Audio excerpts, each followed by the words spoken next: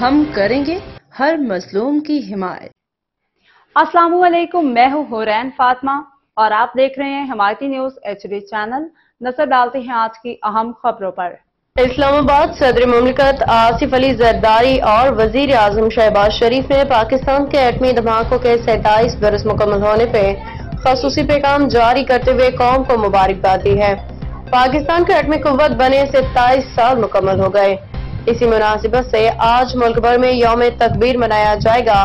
بھارت کے ایٹمی دھماکوں کے جواب میں سابق وزیر اعظم نواز شریف کے دور حکومت میں پاکستان نے 28 مئی 1998 کو بلوچستان کے علاقے چاگی کے مقام پہ 5 کامیاب ایٹمی دھماکے کیے، جس کے بعد اس دن کو یوم تکبیر کے نام سے یاد رکھا جاتا ہے۔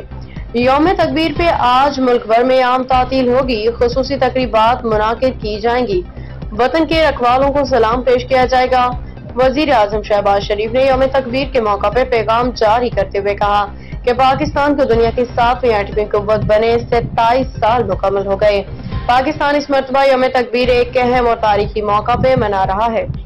باخبر رہیے ہر جگہ ہر وقت، جانیے ملکی و غیر ملکی حالات و واقعات یقین کے ساتھ۔